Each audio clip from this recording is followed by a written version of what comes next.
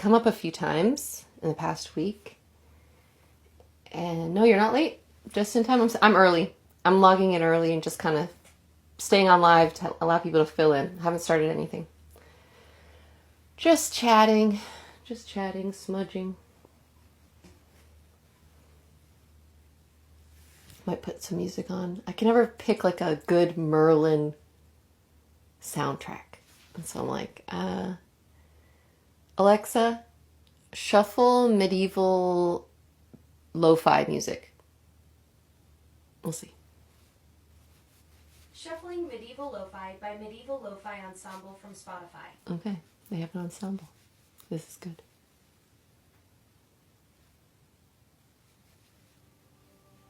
Alexa, volume down 2. That's good. I like that. Can you hear it a little bit with the microphone?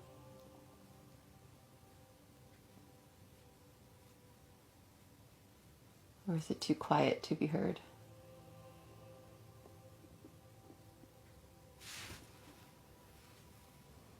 Should I put one more up?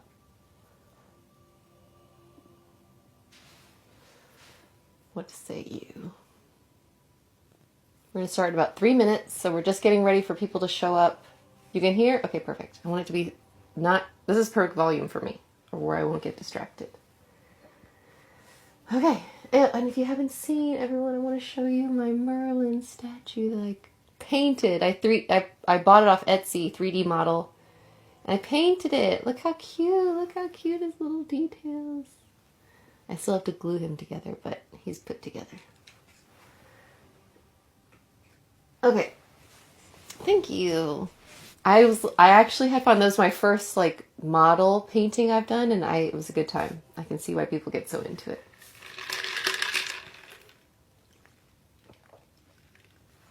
Okay. So today we are going to channel Merlin, and I'm hoping to talk about Lemuria. Ooh. And kind of get to cover, just like I did with Yeshua's story the other day. I've picked up a few things about Lemuria from past life sessions and books that I've read, and so I'd like to share that. Oh, look, I'm very witchy wizardy today. Look, my school memorabilia and everything. Go Huffies, go Hufflepuffs.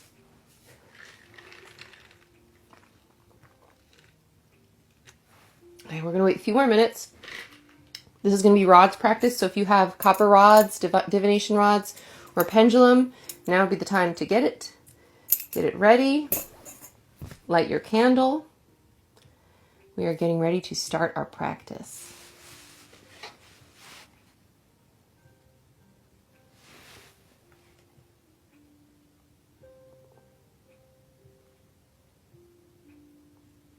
I'm going to be listening to medieval lo-fi a lot more often, I think.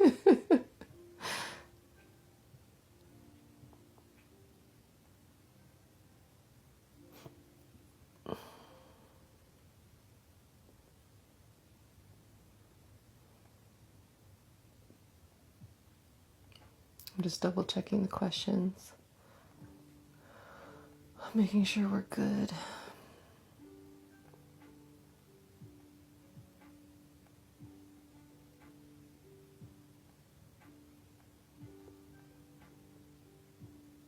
Okay, cool. Yeah, so my goal is to go through Lemuria because I found a book, or I should say, the book really found me, as they all seem to do. And this one I've recommended to so many people, and I'm going to recommend it to you to start off with. If you have no idea what Lemuria is, or if you do know and want to find out even more, check out the book, Women's Wisdom of Lemuria. It's a channeled book by Kryon, Kryon. Wonderful book. And I'll start today's session off with a little bit of a story about that book and alien contact with me. My name is Dale. I'm a past life regression hypnotist. I am certified in QHHT, which is the Dolores Cannon method. So check out her books. I was fascinated by her books and how she was contacted through hypnosis. Never in a million years did I think that would happen to me. And I definitely didn't think it would happen to me so soon. like before I even barely got certified, it seemed to really pop in my reality. So I will describe to you how that happened because it's connected to that book. Okay. So I had just finished that book, and the next day I had a session with a new client, and I was very excited. Okay. I will try and cover the Enki-Pleiadian connection. We'll see. It is convoluted because it's all connected. So, okay. So I just finished Women's Wisdom of Lemuria. The next day I had a new client, and she was in her 60s, and I knew it was going to be an interesting session because her career, she is a spirit medium who does spirit galleries, which is basically you have a room full of strangers, and the spirit medium, senses in the different spirits that are present and wanting to deliver a message to their loved one in the room. So that's what she does, and that's her career.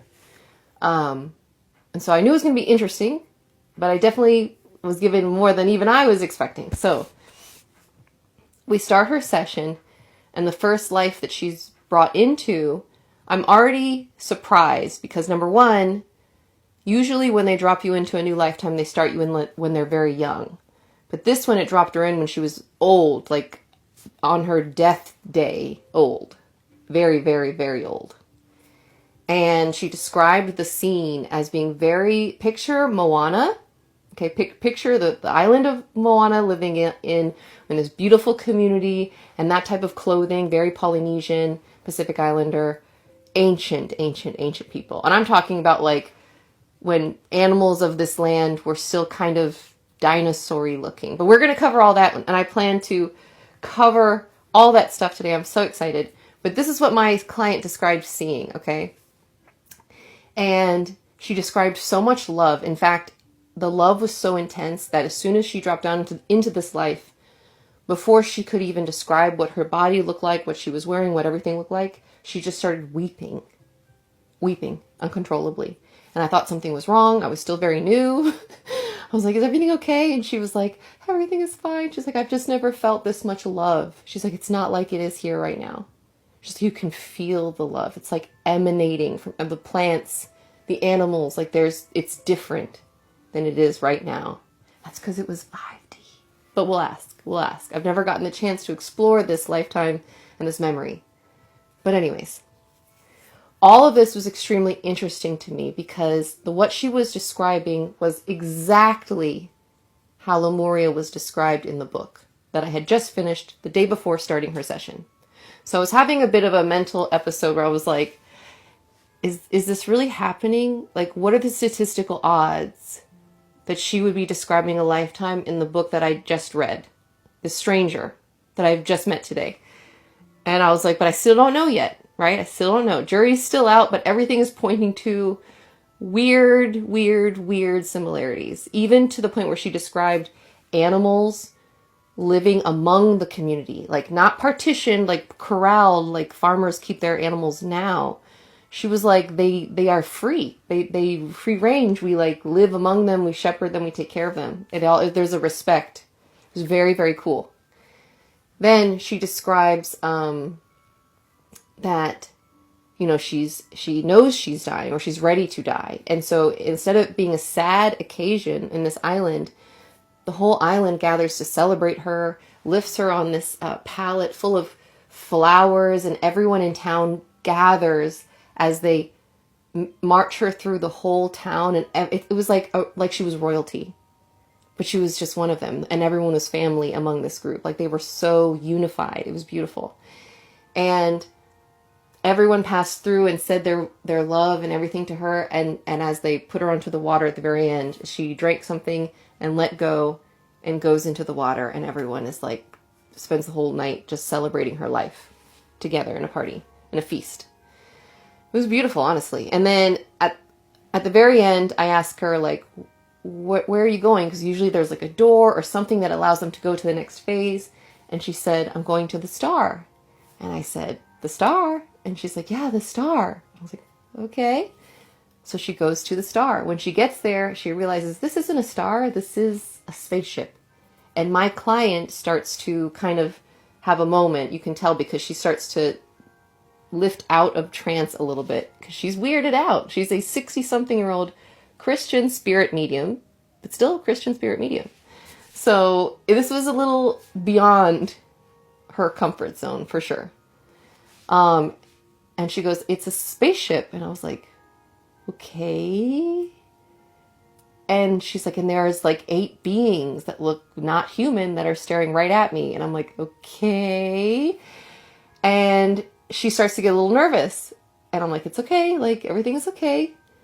And she looks down at her own hands and she realizes I'm one of them. Like, I look just like them. Oh my God, oh my gosh. And she starts panicking a little bit more, as you might imagine.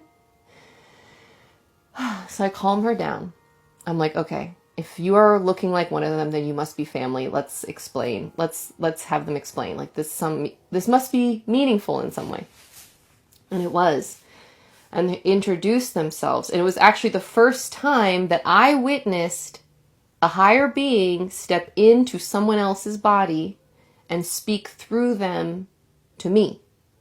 Because it started with her being like, "Okay, I see them and this is what they're saying." But then they were like, "Okay, now they're saying they can just speak through me. It'll be easier." And I witnessed it. And that is what burst open that door of possibilities and is what you see Stephanie and I doing today together. So it started with a stranger. Anyways, I recreated that contact with those aliens. They called themselves the Wisdom Keepers. And we met with them, and I met with this lady in person every Friday and through Zoom every Friday for months. And I had all these conversations and learned so much. Yeah, it was a funny time because my family was concerned because I had just quit my career and gone into hypnosis. So that's what they understood was happening. And I'm secretly going through this spiritual awakening and realizing, like, oh my God, I think real aliens are contacting me. And it was really cool because, of course, I was extremely skeptical at first. And then I'm like, what? Like, I'm in my shed, I'm in my neighbor, like, you can see me? And they're like, "Yeah." And I'm like, "Prove it." And they were like, "Well, we're really connected to like plants and stuff." They explained. And I'm like, "Okay." And I was like, "Well, then scan my garden and tell me what's going on." And they did. And they told me, they were like, "Your mimosa tree is not looking so good." And it had been, there had been a freeze. And so, yeah, it was like, I thought it was dead, honestly. It was barely hanging on. So how long have you done QHHT? At the point where I was contacted by the Wisdom Keepers, it had not been a long time. I want to say you have to do 25 sessions in order to get certified. I don't even think I was fully certified by that point, or maybe had just been certified. Like, I was fresh. And so I was like, this wasn't in the instruction manual. But I had read so much of Dolores Cannon's books that I was like, okay, I thought this was like rare and for like very advanced people only. And so it was jarring, but now I'm learning why. Like, I was meant to always do this. But anyways, it's so hard telling a story when I'm the only person here and there's no one to like see like that you're getting it. Where was I with this story? You end up just rambling. Let me reel myself back in. Okay, so we established that Wisdom Keepers. So anyways, what really drew me in and finalized on the jury that like, this is 100% the book that I was reading last night, oh my gosh, was, okay, once we went through that life and we talked to the aliens, and I put her at the very end where I called through her higher self to ask questions about what we just experienced. I asked it to tell me what was the name of the land, of the time where that lifetime was from. And my client, you can tell she's like confused because this makes no sense to her. And so she makes this face with her eyes closed and she's like, Mu? The land of Mu? And I was like, I was like, alarm bells. And I was like, oh my God. In the book, it specifically says, like, we call it Lemuria today, but then it was called Mu, M-U. And, oh yeah, they were scanning my garden. But yes, it was like, this is the same place. So backtrack on the rambling tangent of the scanning my garden. They scanned my garden, saw my tree was was in need of help, and they were like, we can help it. I was like, for real? And they did, and that tree's thriving. It's doing great. Everything in my yard that was hit by the frost completely resurrected itself without any effort on my part, which was really awesome. So yeah, they're very connected to the earth, and I think they're very connected to the book, Dolores Cannon's book, Keepers of the Garden. I feel they're very connected to those aliens in that book, but I don't know. It started, the Wisdom Keepers came to me. They were very owl connected, and it's so funny because, like, look at this. You see that owl clock up there? Okay, so funny coinky dink, as you know, my life is filled with them. So the month that I'm like, oh my gosh, I think aliens are contacting me, and these aliens are saying they'd like to take on the shape of an owl, I was like, oh my gosh, I'm totally crazy, aren't I? And I'm going through this, like, episode of, oh, I can't tell anyone, like, this is how people get locked up, oh gosh. And I go to my local metaphysical shop, and I,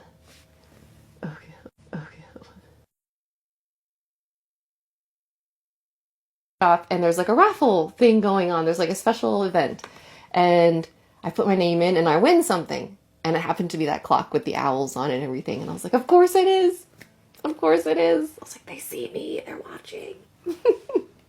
So yes, that started my journey of realizing we are not alone, and I was contacted through that way. And so anyways, that book is extremely special to me, and I always recommend it if you're interested. So the book is Women's Wisdom of Lemuria by Kryon, Kryon. So check it out.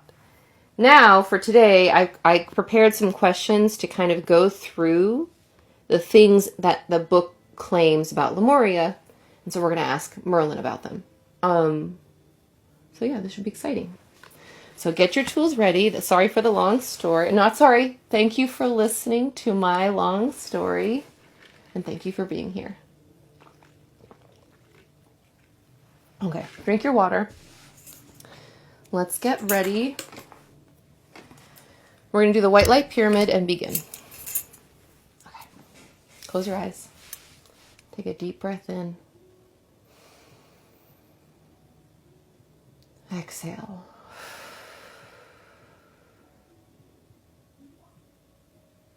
I want us to imagine a bright ball of white light that comes down into the room that we're in, all the way from source, descending down right in front of us, where it slowly starts to seep in through our chest, anchoring into our heart space, where it starts to pulse and swirl and expand with every inhale that we take,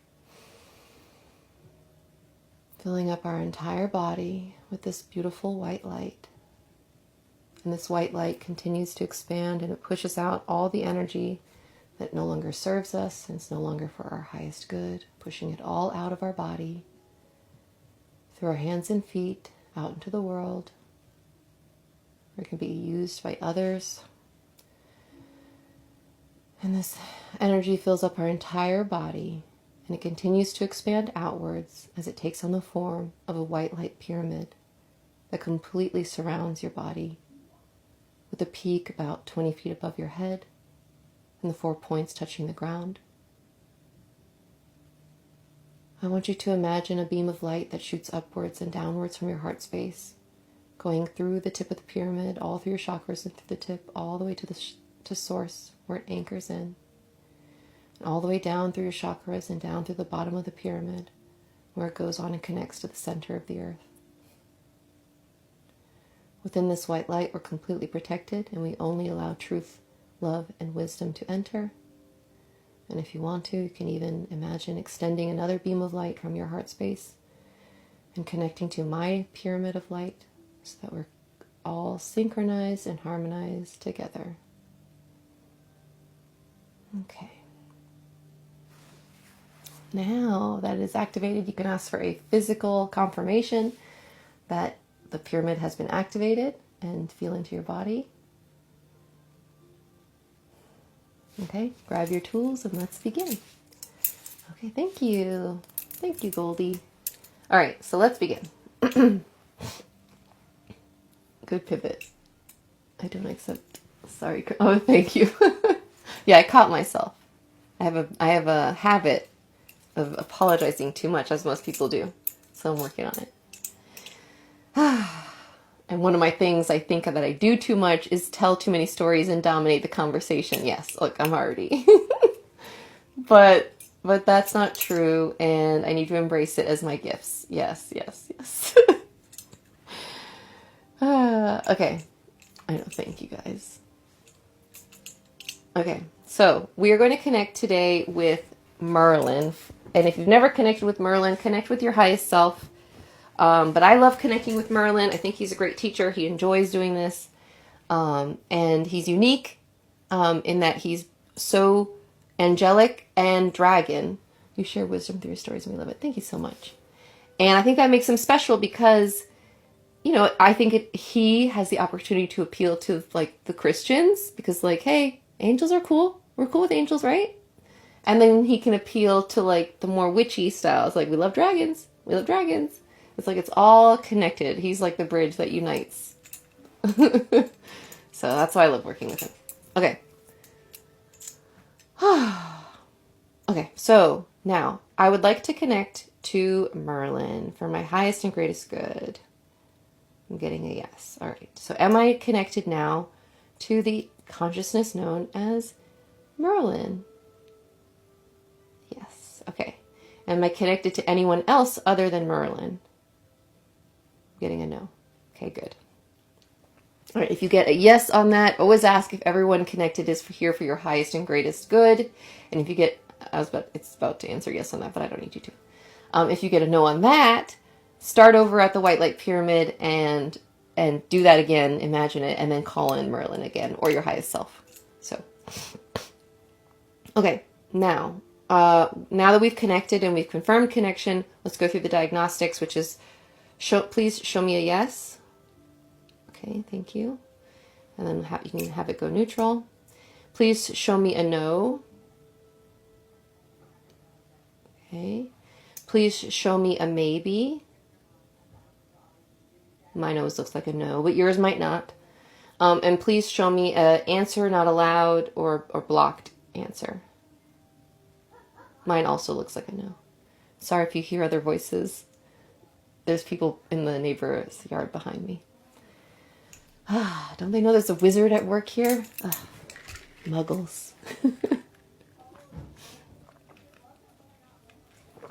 Okay, so now that we've done the diagnostics, the next step is having fun. Let's dive in. Okay. And again, if you're doing this in your personal practice, now would be the perfect time for like a chakra check, which I guess we can do really quick. Let's do that really quick. Okay. All right. Merlin, is my root chakra operating optimally currently? Okay, I'm getting a yes. That's good. Is my sacral chakra operating optimally currently? I need to be more creative. So I need to be more creative. Is that something? Yes. And it's also movement. Is it movement? Can I connect it to my body movement? Yes. I've been avoiding doing like the stretches and the things that I know that are good for my body, and it's becoming loud in my brain about it. I know. But it's like you can only do so many things. Take care of the house, take care of the kids, take care of content making. That something always seems to be on the back burner, but I'm working on it. Okay. Oh, where was he? Now solar plexus. Is my solar plexus working optimally? Yes. Yeah, obviously we need a Discord dance party. Yes, we do.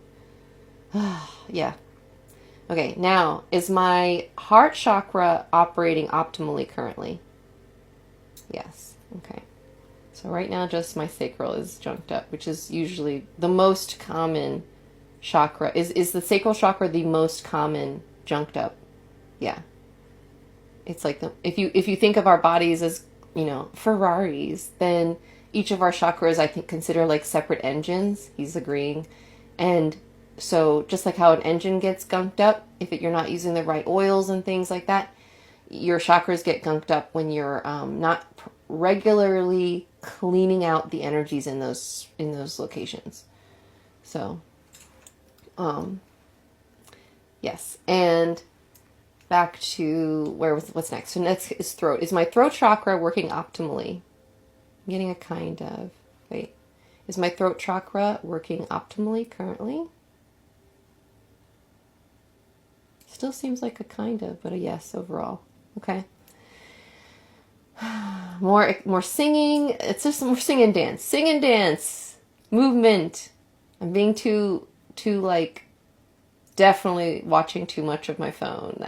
That's a given. I'm in a rut with that, so I'm working on it. Movement, getting up. That's my thing right now. Okay, now on to third eye chakra. Is my third eye chakra working optimally? Yes. Okay. Is my crown chakra working optimally currently? Yes. Okay. Perfect. And so, like, I hope you, like myself, just got a little bit of a sense on, like, if you consider us Sims, like, what does your little Sim need right now to be in the green again? So I need to move and express and have more fun. Rachel, I don't do those kinds of questions, but thank you. Oh, 1222. Okay, so moving on to starting with Lemuria and the questions. So first of all, let's start with my experience. Merlin, was the lifetime that my client witnessed truly a lifetime happening in Lemuria? I get a yes. Okay. Was that lifetime specifically put in there because I had finished that book the day before? Yes. But I also get the sense that, like, like a laugh like that, and it was like, you underestimate why you even read that book when you did to begin with. Like, I just get an image of, like, you know, there's a part of my Dale, the human ego, that's kind of like, when I think of all, like, the kind of manipulations that have happened throughout my life, where I completely was unaware of it, where I'm like, what? But then the truth is that all of that was done by my higher self. Yes, there's been this, like, invisible feedback loop between us for my whole life. So our whole life. So it's just interesting when you start looking at the life that way. Let's see if I missed anything. Okay, so, and then I want to ask, were the wisdom keepers truthful with their identity to me? Yes. Okay. Interesting. And so it's true that they like to take on the form of an owl, a large owl. Yeah. It's interesting because they said, you know how people often see owls? I actually just recently saw a TikTok video of, like, an owl on the road in front of someone's car. Like, I feel like that's a sort of common-ish weird thing that has happened to people. But they told me that oftentimes that is actually the wisdom keeper aliens, and that they are capable of sort of pausing time for the human. And they said one of their favorite things to do is to appear when someone is, like, just got or about to get into a terrible car accident, like just got into a terrible car accident, and they, like, pause time. Like, imagine when your car is, like, in the spin out phase, right? And, like, that time pauses for people. And they described wrapping people in their giant wings in that moment and just it giving wisdom in the middle of that chaos of, like, just putting as much wisdom as they can. So it was really kind of a beautiful image. And so is that true? Were they being truthful? That's how they like to interact with humans. I'm getting a yes. Very beautiful. An owl landed on the hood of our car when I was a kid. See? And so was Angie's owl experience connected to aliens? Like, yes. And so it's like they wipe your memories, so you don't know. And so you just remember seeing this owl, but it's just wild, like that how often they come through as animals. They told me that aliens and gods and goddesses, yes, can and like to come through as animals. Yeah, to like look in on their humans.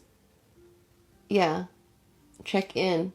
So like the Native Americans were not wrong. It was not just animal visitors. It was like ancestors, everything that they were saying. So it's pretty neat when we start looking at the ancient information that our native ancestors were trying to bring in, but now we're applying like quantum science understanding over it and realizing like, oh, well, of course, like we're living in a simulation, and there are people, beings outside of the terranium who can pop in, like through humans, through animals. Through like, of course, why not? We're learning there really what are the limits when you're a being that operates in a dimension that way. Like, life is interesting and getting more so. Okay, so down to Lemuria. So was Lemuria a true physical civilization on Earth? Yes. And I know that, or I don't know, but let's ask, is Hawaii, the location of Hawaii, where Lemuria was located? Getting like around there, yes. Okay.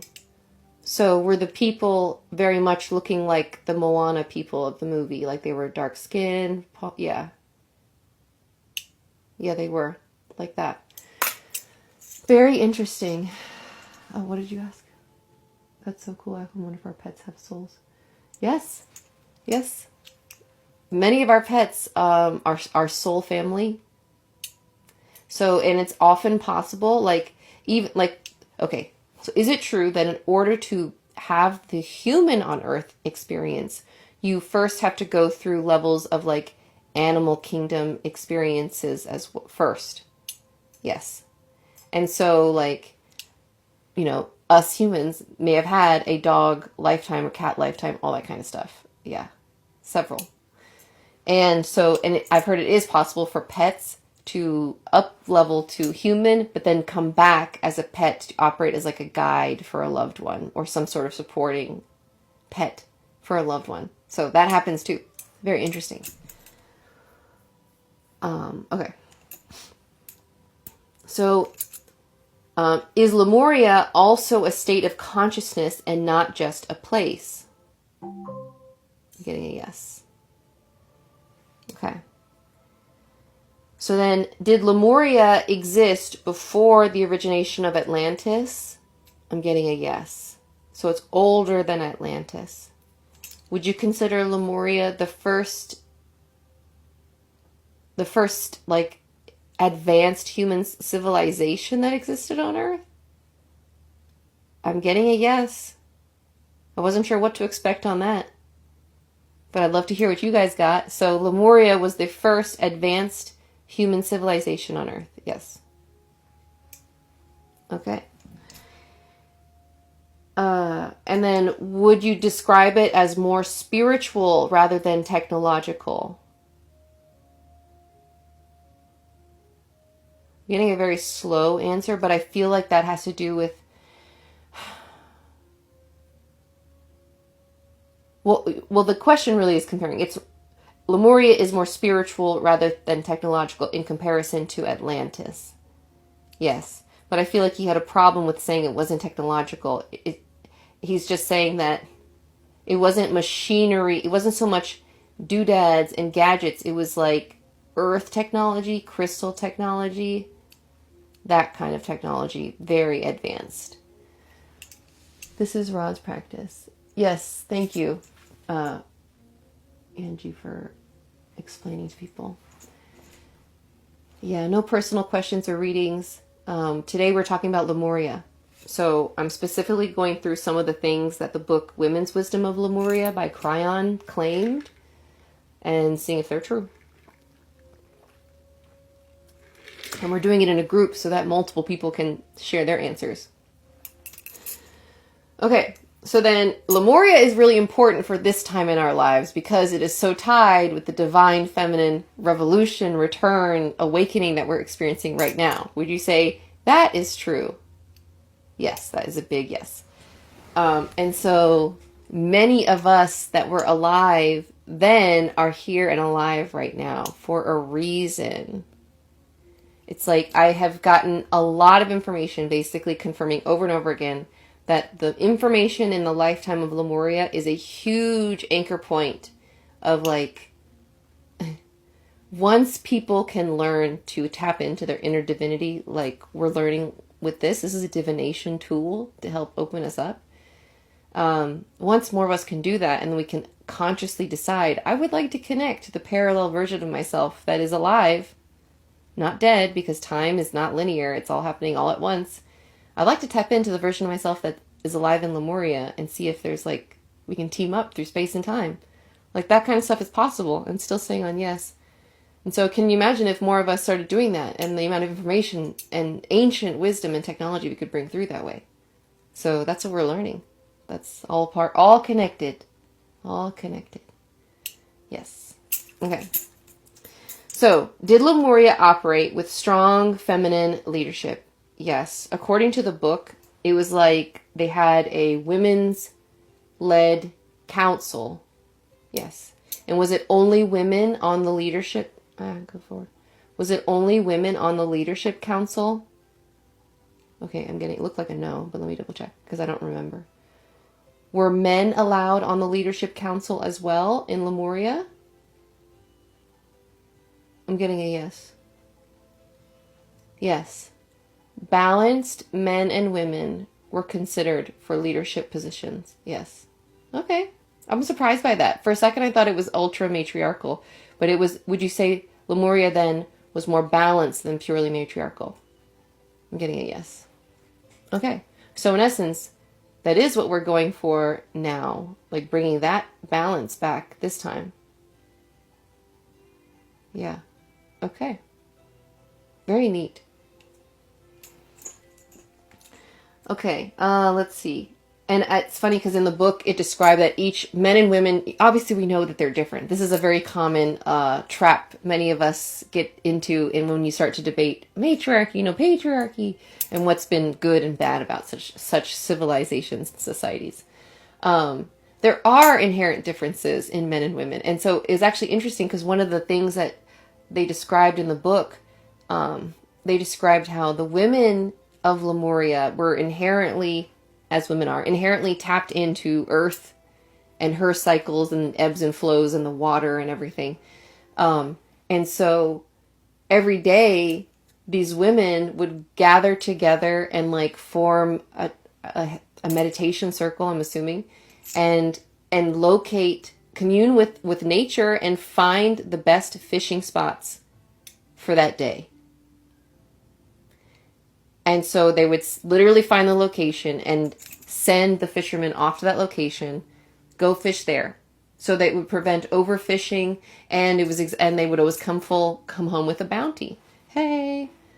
And so it was and the men very much respected that gift because they were right.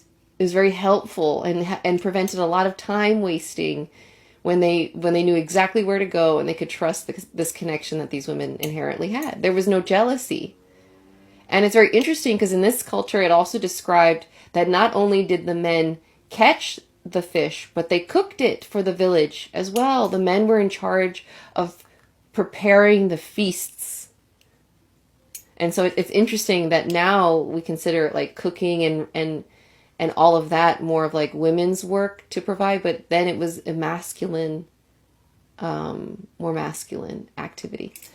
So very, very neat, very neat. But again, I don't think it was the type of society where just because you were a man it meant you had to do this or couldn't do this. It was a lot more open and fluid, yes. And so if a woman really wanted to help with the cooking, was she allowed to help with the cooking? Yes. So it was just, there were no rules. It was like be who you are and love who you are and love one another. And let's all do this. And it was amazing. And it was just very good times. So it was like relationships functioned with less ownership and more unity. They had achieved unity consciousness. Yes. And that is different than having a hive mind. Is there a difference between unity consciousness and hive mind? Yes. In the sense that each one has their own personality and free will. Yes. But everyone is connected in like, what's the word? Like mission oriented goals. Everyone has the same goal, which is, oh, this is oversimplification, but it's just like, let's have a good time. Let's be a good time. Let's take care of this planet and each other. Deal? Deal. Okay. Love one another. And go. So they made it seem so easy. And here we are so divided. And, you know, but that's what's happening. We're bringing back all of that wisdom to heal.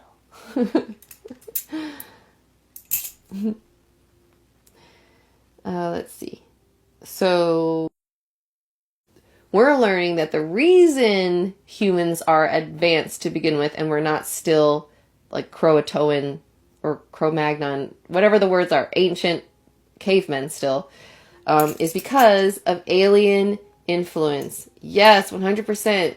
Adam and Eve is actually more of a sci-fi story than a kid's story. Yeah, it's the Edens, plural, were labs, like hybridization labs, in which humans were hybridized with alien DNA. Yes. And that's a big one. That's a big one to understand. Well, I technically am teaching, but thank you for being here in my wizard classroom, Hufflepuff class. Oh, 05. Okay. So, were early humans in Lemuria being directly guided by non-human intelligences? Yes. They were.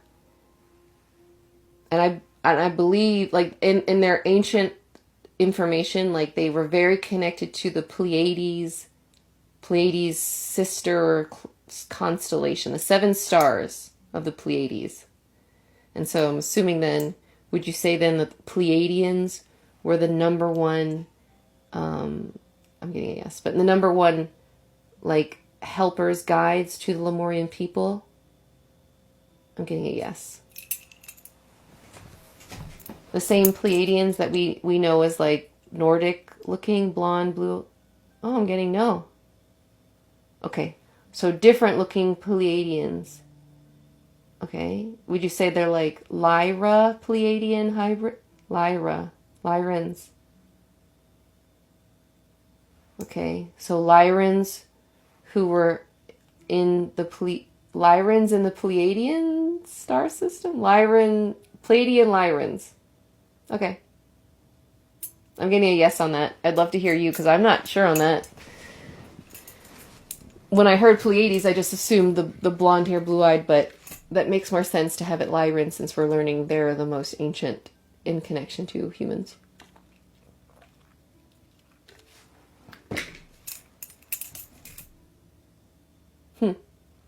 I don't know. Okay. That part is not in the book. It only just says Pleiadian star system. Okay, now going. So are these beings they call the star mothers? So it's saying, are the star mothers connected to what we call the Pleiades? Yes. Did they interact more energetically rather than physically? No, I'm getting that it was very much physical interaction as well. Yes.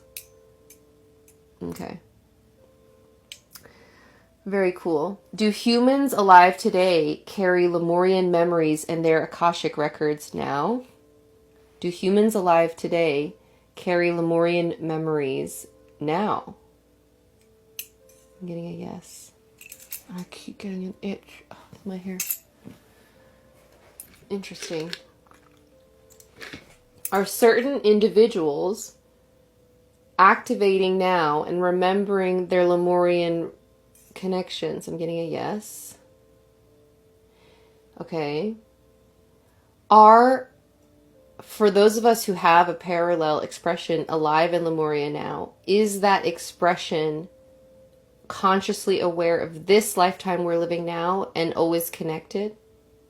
Getting a yes. Like they know how important this lifetime is. Yes. It's like they're literally helping us through space and time because they have known of this prophecy of the return.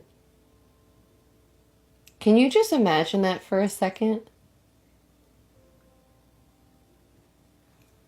There are crystals that we could have owned back then that may have found its way to us now. Isn't that wild? We're chatting about Lemuria, yes. Okay. And also I have a lot of other content about the president and all that stuff. If you scroll down to the beginning of my stuff. Let's see. So, is this remembrance happening collectively and not just individually? Yes. Very neat. Okay. And then, is humanity returning to a Lemurian style of living? Yes. Oh, thank you, Goldie. Okay. Including the way in which they lived with animals? Yes, that's something I'm the most excited about as an animal lover, and I'm sure there are many of you out there. One of the things I keep hearing about the golden future and Lemuria and how it was then and how it's coming to be soon is that animals are shifting too. It's not just humans. Everything is shifting. And so they said that like during this phase, we're going to start noticing more instances we may hear about, depending on the news, but of like animals behaving differently, more friendly with other animals and more friendly with humans too. Like we're going to, there's more bonding. I'm getting the sense that like, yes, like Snow White in a way. Yeah. Oh my gosh. Like, yes, like some of us in the next 5 to 10 years, you think this is possible? Yeah, I get the sense that like now, yes, there's already people who are sort of coming online and realizing they can connect with animals easily. And we're seeing that, right? Except it seems silly because it's people like me on TikTok who are doing the things. But yeah, it's also like a hey, I'm looking for clients, which of course, but it's really happening, like more people. So in the future, it'll be even more common for people to be able to commune with animals. That's so wild. Very cool. I would love a bluebird to land on my finger. I know, right? Ah, gosh. So we're moving towards that. And Lemuria had that. Like there was this deep bond. In the book, and I think the Lifetime, some of these animals were very, very ancient and no longer exist today. Yes. Like there was one animal that it sounded sort of like a mix of a triceratops and a rhino. Yeah, something like that. And that doesn't exist anymore today, but they had to like protect their village from those large creatures. Yeah. And they kept a bunch of the smaller creatures inside the village protected as well. It's very interesting. Okay. Will community-based systems become more dominant here? Yes. It's like we are on the timeline in which this is all happening now. Hold on to that tight. Ignore everything else that is trying to tell you that is not the case, because it is 100% a possibility. Yes, it's like you need to keep focus. Eyes on the prize is what I'm hearing. Eyes on the prize. Focus. Keep anchoring joy and creativity and love into your lifetime. And trust the future is going to be super fun and beautiful. Very beautiful. Okay. Let's see. Yeah, because some of the questions were, will intuitive abilities become normalized? Yes. And they already are. Yes.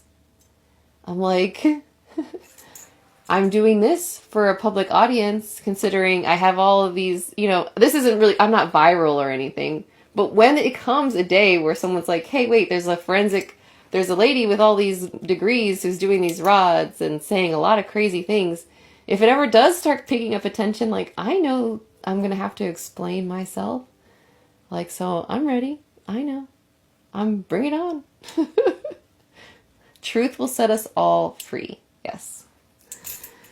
Oh, and another thing I wanted to explore today, since we're learning about Emily's and the Council of Nine pantheon that we've brought in, I wanted to ask about their connection to Lemuria. So, let's explore. Okay, is there at least one of the Council of Nine pantheon that is connected to the creation and like keeping of Lemuria? Yes. Okay. Is it more than one? I'm getting a yes. Okay, I kind of figured it'd be more than one. Of course it's going to be source, but let's go through. And let's see what we get yes to. Okay, so I only want you to say yes to the beings that I list that they would consider themselves very tied to the creation and just the whole energy of Lemuria, okay? So, is source associated with Lemuria? Yes, I mean, of course. I figured that was going to be yes. Okay. Is Prometheus closely associated with Lemuria? No. Okay. Not surprised by that one. He's definitely been on the divine masculine side throughout time. Yes. Okay. Is Lilith associated closely with Lemuria? Yes. And I got the sense of like the cosmic spider mother energy, the divine cosmic mother energy. Yes. Yeah, catch up on those episodes, Bruce. That's a good little pause on. Make sure you join our Discord so you can join in on our movie and show watching parties. We're currently going through Sense8, and it is amazing. And perfectly attuned to what's happening now, because that show is all about people's telepathy coming online and soul family clusters waking up and realizing, hey, we've done this a time or two, haven't we? Yeah, and so I have had the lucky pleasure of meeting many of my soul family in this lifetime, and working with them again has been the joy of my life, and so I wish this for everyone. Scheduling an ecstatic dance party on Discord for Tuesday night. Excellent, excellent. We're going to need Bruce and his Apollo playlist making skills for this. Yes. Okay, now going down. So we had already gotten that, yes, Lilith would say that she is associated with Lemuria. Yes, okay. Would Isis say that she is closely associated with Lemuria? Yes. And I definitely would, yeah, that's obvious. I mean, as she described in her Isis 2.0, she is the divine feminine energy that rolls up into Sophia. So, like, she encompasses all the divine feminines that exist through time.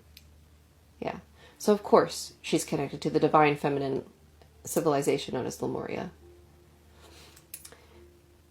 And then, is Persephone closely associated with Lemuria? Oh, interesting. I get a no. I assume she was going to be a yes. Let's ask again. Would Persephone say that she is closely associated with Lemuria? I get a no. Interesting. Let me know if you guys get that too. Okay. Would Hercules say that he's closely associated with Lemuria? No.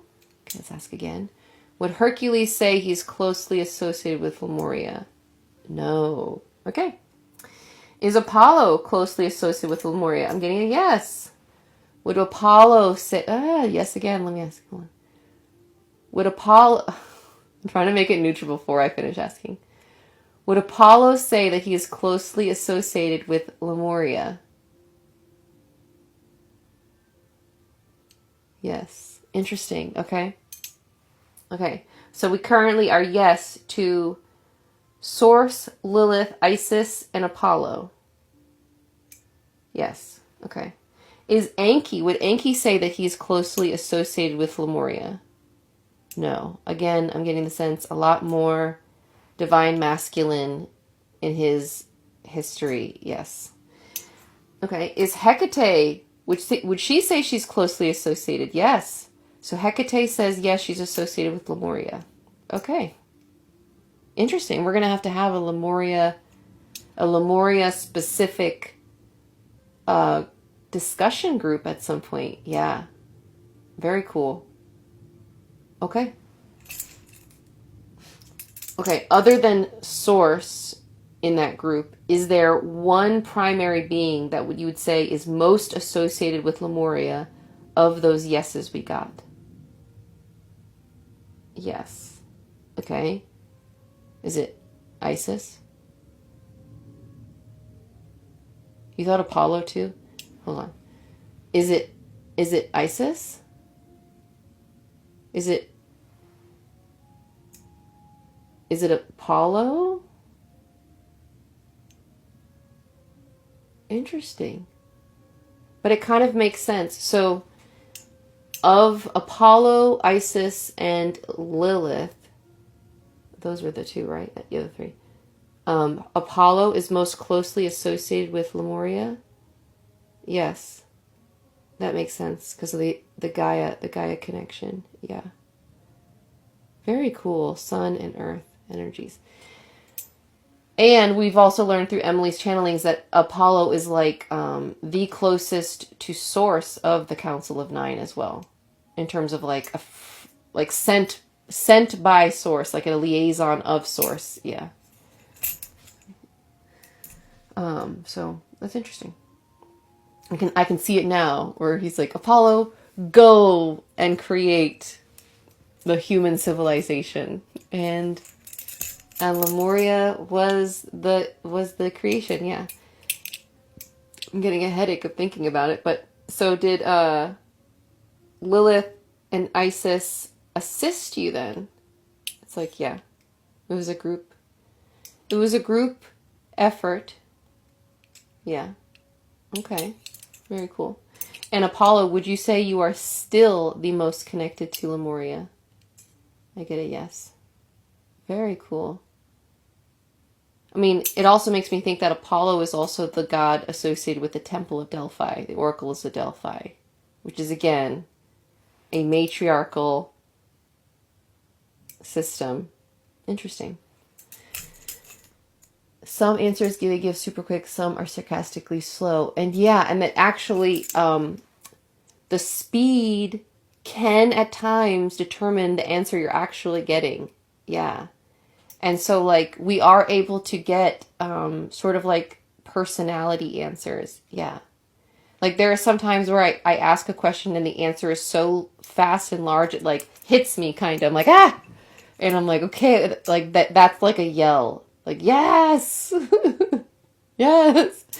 And then sometimes the slower answer will be more like, yeah, the wording is a little funny, but for the most part, like kind of a thing. So it's like, that is why you sort of have to sense in and be like, I feel like some of that was wrong, some of it was right. And then like that, doing that more and more allows you to fine tune that connection and learn to receive information better. Because as we're learning, everyone receives differently. I am what you would call primarily claircognizant. Yes. And so that means my channeling, the information, when I'm channeling like this and connected, the information just seems like it's coming in as my own thoughts. It just seems like, oh man, that's a really good thought. Say that thing. Say that thought. And then it's a moment. But I'm learning that just because it feels like it's my thought, that sometimes it's more like it's coming from helpers from the other side. Yeah. And so knowing that, now you can look back at all the work by like the famous people we know who created masterpieces. And many of those masterpieces were actually channeled art or channeled information, stories that came through. Which is why it's possible to have so many Easter eggs of truth hidden in our like popular media and movies and TV shows.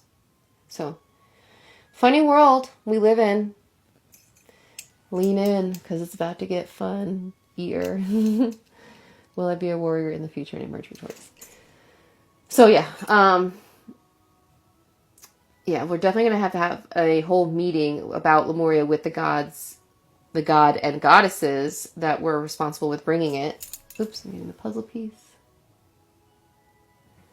Because there is definitely so much to learn there. But before we close today, I wanted us, each of us, since this is, stuff you can use in your personal practice and not just for likes and gifts on here, although I love you all for being here. Thank you for allowing me to pass on what I've learned. I want us to go through and ask about our own personal attachments to Lemuria. So let's see what we get.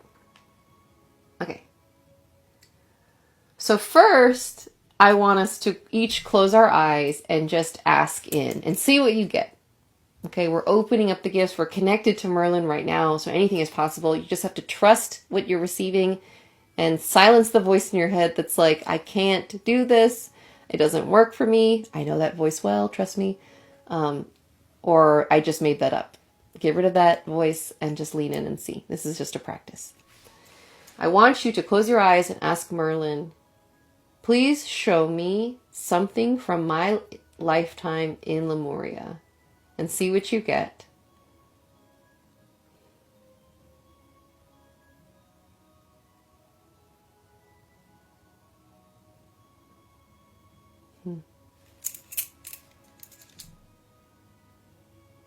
It wasn't too clear for me, but it felt like either a pressed flower or a seashell, flat. But it felt flat. You got a tower? Very interesting. Okay. It was either a pressed flower or a leaf for me. I don't know. Or like a shell or sea glass. I don't know. All right. So now let's ask. First of all, do I have a parallel lifetime alive in Lemuria now?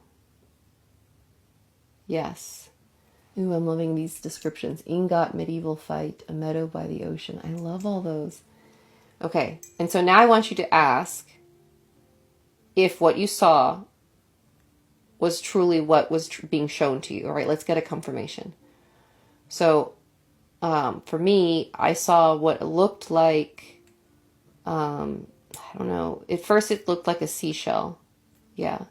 But it appeared flat, like a pressed flower or like a leaf. I don't know. The leaf shape made me think of The Land Before Time, the tree star. Oh.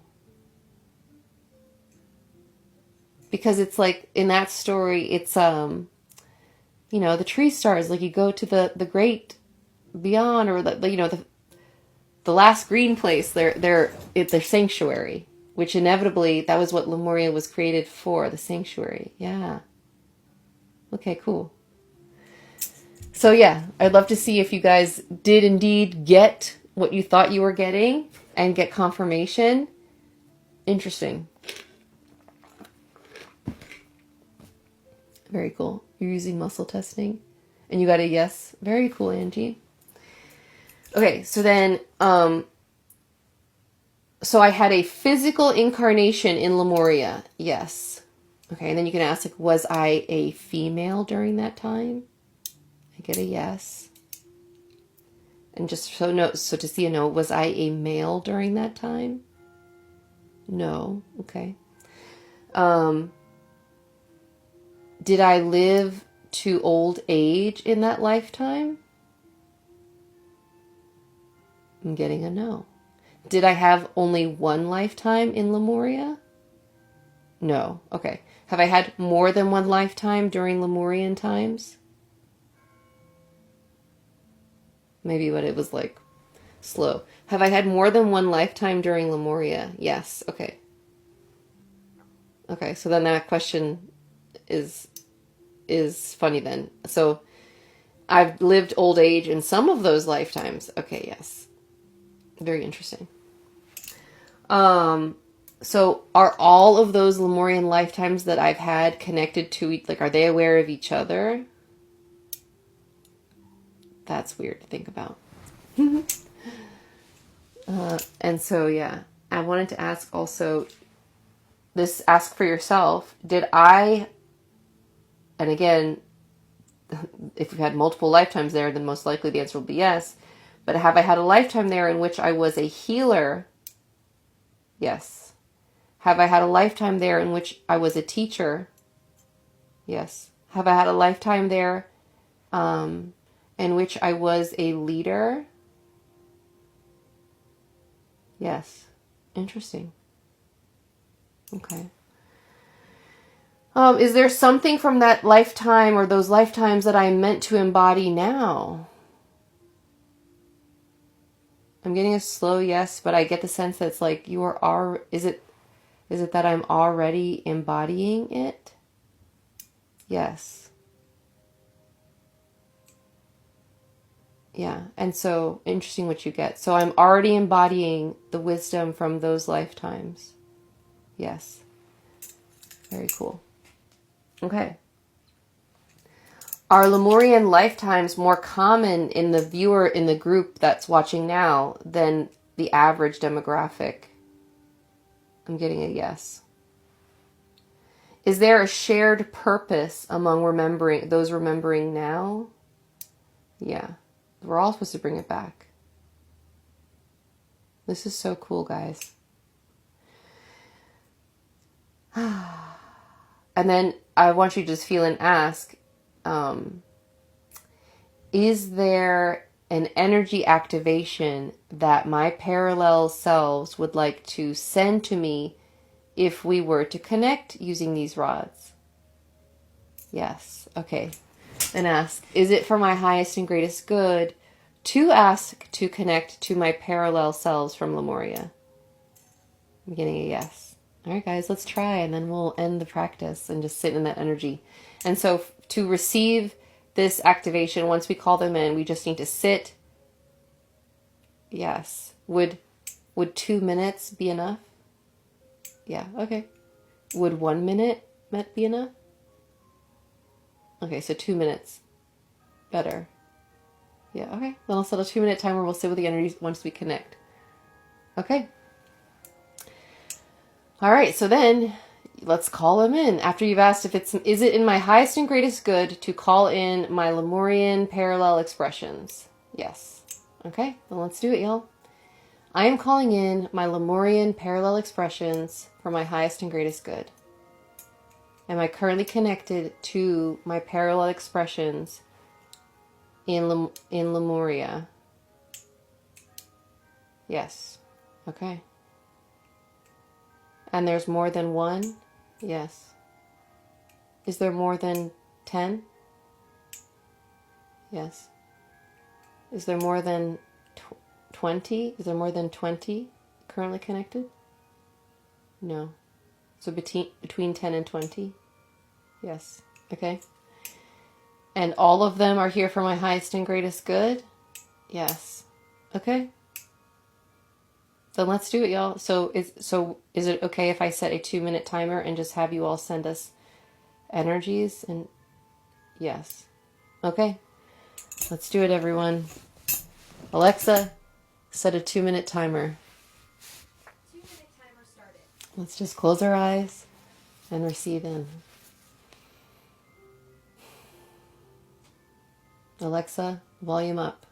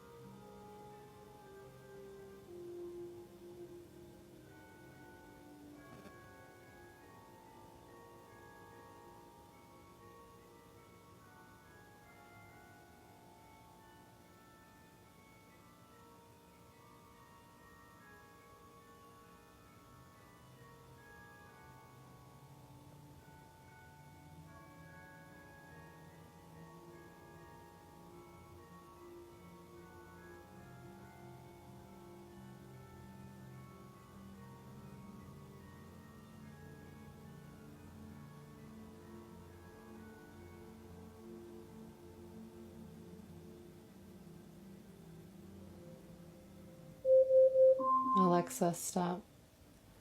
Alexa, stop. I don't know if I received anything, but it felt very relaxing. Okay. Am I still connected to my Lemurian counterparts, parallel expressions? Yes. Okay. Did we receive the activation successfully? I'm getting a yes. Okay. I felt surrounded. I felt truly surrounded. Very cool. So I don't know. I felt like it was just like one of those background activations, like systems are go, check, check, check. That did go so fast. Did anyone notice anything? She looks at me. Did you see something? You saw lots of visions of Moana people and Avatar last. Oh yeah. It did feel very much, oh my gosh. Oh, I'm getting chills. You know that scene in Avatar where everyone's by the ancient tree and they're all holding each other? Oh my gosh. I just get the sense that like that's basically what just happened. Each of us was just surrounded by our Lemurian ancestors. And they were like, ooh. Yeah. Very cool. I had a conversation, it seemed like you, and I asked to hold my hand because I was feeling nauseous, and then my hand felt warm. Yeah, that was two minutes or like 2 seconds. Time flies when you're in the astral. It's still on, yes. You don't know what's going on, but you want to join. Thank you for joining. Yes, you felt strong presences. So it's like we were all surrounded by a lot of love. And is it true that even those watching this replay will still feel the energetic activations? Yes. And rewatching this portion of the replay, if you were present now, is like also like double down. It helps. It strengthens the connection the more you attempt to connect with them. So very, very cool. They're beautiful people. And they lived during a time where they knowingly worked with aliens to create a better world for humans. And we are approaching that timeline now. And so it is a good time. And it's like, I know that I want to explore Lemuria and I want to explore Atlantis. And so we are definitely going to, and that might have to be our June. June will have to be our Lemuria month. Yeah, that's a good one. We'll make it those our specials. If you haven't already bought your tickets for our May special events, please do so. We're going to have 2 events on May 1st and May 15th. That's actually the full moon and then the new moon of May. And we're going to be having a 2-part event series where I work with a partner where she goes into trance and channels forward the beings of the Council of Nine, like Persephone, Hercules, Apollo, Hecate, all them. And we are going to be channeling Apollo, Gaia, all the divine couples that have emerged and we've learned about among the council. And so we're going to have a 2-part series where these couples get to talk about all things divine union, kundalini, sacred sexuality, and just how to live your best human lifetime here on Earth. Yes, which we all need, because the secret is, if you want to save the world, the best way to do it is to help yourself first. Yes, this is a selfish game in the sense that the more you help yourself, the more you raise your own energy and vibration, you affect everyone around you. And so it is your duty to have the best, hottest, most joyful and creative life you can create with the time you're given here. And in doing so, you are literally going to do your part to change this world into heaven on earth. So do your part. Go be fun and go be alive. Okay, and to close today's practice, we thank the beings. So thank you to my Lemurian brothers and sisters and me's, other me's. Thank you to Merlin. And yeah, this is exciting times. Thank you for being here. The next time we do this, if you want to be part of this conversation, check out the link in my bio that has all the events. You'll see the 2 posters for the 2 Cosmic Union events. Those are on there. Today is Sunday, and so our next event's coming up. We have Stephanie's coming back from vacation, and we are still planning to do Tuesday interview, 11 a.m. Central.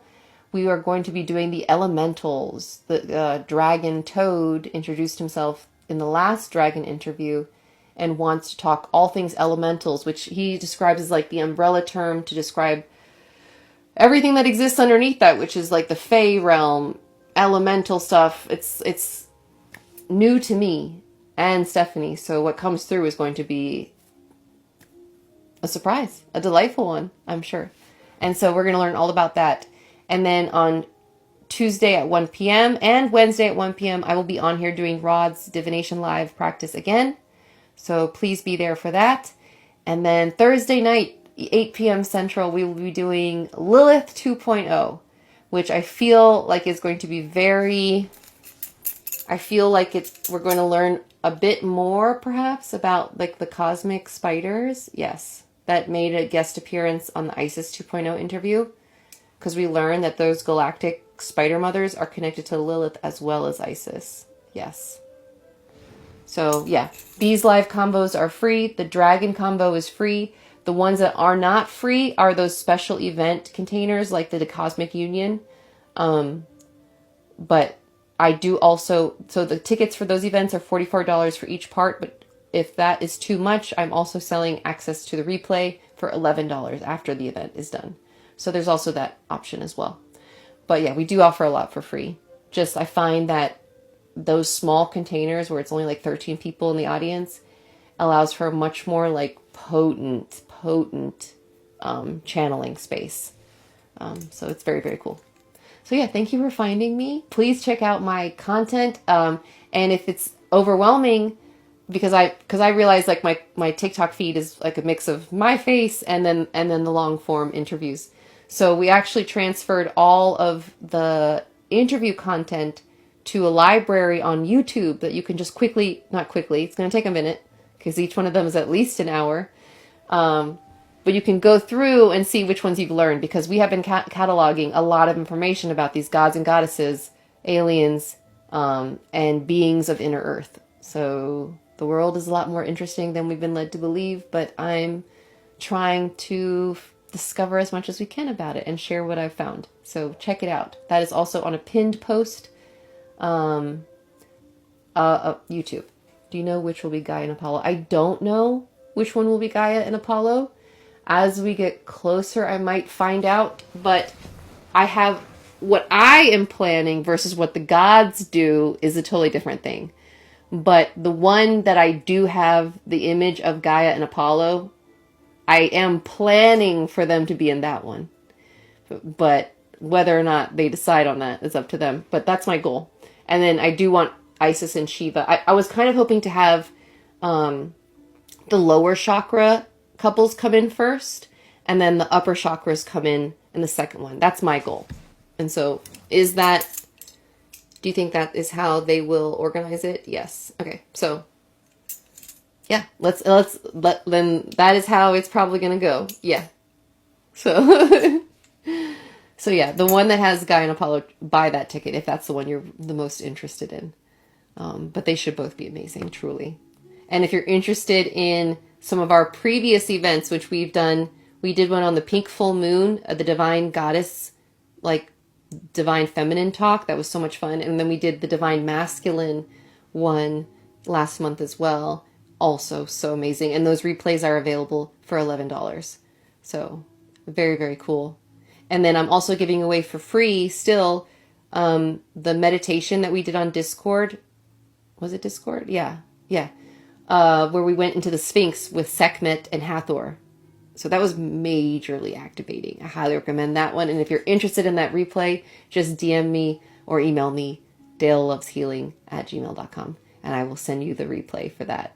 Very, very good meditation. But also please join our Discord, because we do try and have these regular Saturday meditations, which are usually channeled, and we all get to go wherever we want. It's very, very cool. And then we're also trying to do a lot more show and movie community stuff. So we're currently watching Sense8 together. We're actually meeting tonight at 8 p.m. Central to watch what episode, Angie? I think we did 5 and 6, so now we're at 7, right? 7 and 8. So yeah, so we'll be doing starting episode 7 of season 1 of Sense8 tonight at 8 p.m. Central on our Discord. And to get there, go to my pinned posts again. So I have pinned my Discord site, my YouTube site, and all of that is free. All of that is free access. So please access it. Come join us. If this stuff interests you, you should be there because we are trying to be the leaders of this new world we're creating. And that starts with finding communities first, pooling our resources and our knowledge. And that is what I'm hoping to do. Okay, I'm glad I got to answer all your questions. I think that was it. And just so to end with like a practice, we've been doing the mind, body, spirit. I always like to ask my guides before we close out, is there one of the 3, either mind, body, spirit, that I should focus on today for my highest and greatest good? Is there one that's more crucial than the others for me today? Yes. And I feel like mine is body, but let's see, is mine the body one? Yeah. I don't know why I feel so averse to just doing the thing I know will be good for me. Why are we like this? But I'm going to do it. I'm going to do it. Maybe that's what we need to do, is also have like a Discord workout or dance, like where it's sort of like body doubling. Like it doesn't matter what you do. You're not going to be on video, but like just having us there being like, go do something that you don't want to do, that you should do. Anyways, something to work on. Dance party Tuesday, but we also need to have like get shit done hour where it's like no talking. Someone will just be streaming like focused theta music, and like we're all under the understanding that we're just like gonna do the thing we've been putting off or something. Something like that. More body doubling time. Because like we said earlier, at this point, who isn't neurodiverse? Yes, it's like we need to just have neurodiverse written in clauses. Workarounds. Okay. All right, guys. Thank you so much for joining me today on this beautiful Sunday. I hope you have a magical day. Yeah, I can host during my work day too. We'll just have multiple, and it doesn't have to be planned. Unannounced. I'm doing stuff. I'm going to stream focus time. If anyone wants to add to the focus energy, join in kind of the stuff. I think that would be good. Okay. I love you guys. Have a magical weekend. I will see you on Tuesday, 11 a.m. for the Elemental interview. Go check out the Fountain of Youth Discord and go check out the Trinity YouTube page to catch up on all our older interviews. All right. I love you. I love me. Let's make this world what we want it to be.